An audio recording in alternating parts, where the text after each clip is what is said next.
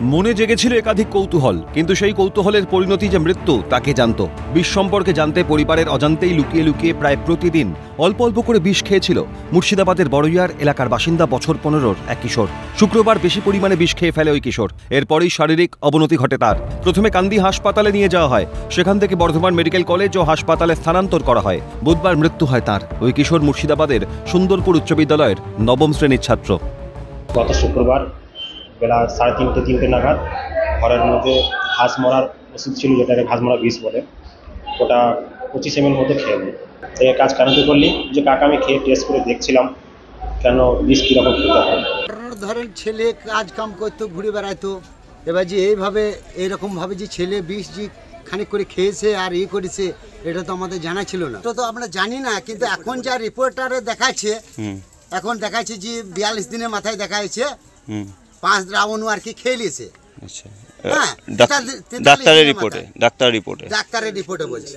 আচ্ছা, কিন্তু জিনিসটা তো আমরা আগে জানতাম না।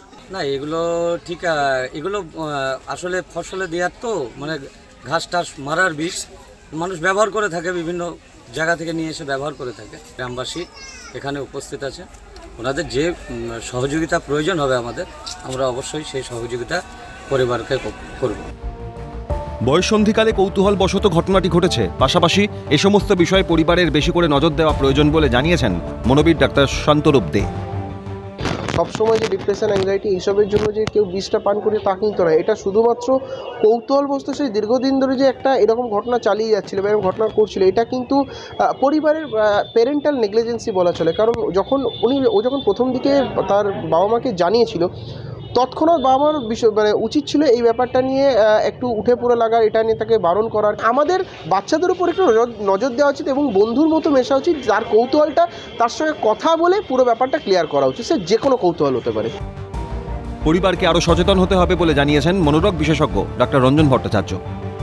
যে জানার ইচ্ছে, সেই জিজ্ঞাসাবোধক মনটা সবসময় শিশু মনে থাকে, কারণ ব্রেনের একটা অ্যামাইগডালা বলে একটা অংশ আছে যেটা শিশু মনকে তাড়িত করে। তাই পরিবার এবং আমাদের সমাজের প্রত্যেকের লোককে সেই ব্যাপারে যত্নবান হতে হবে। কৌতূহলেই অকালে ঝরে গেল তরতাজা প্রাণ। ঘটনায় শোকের ছায়া গোটা এলাকায়। রাজেশ খান ও Victor Bandyopadhyay report, Calcutta news.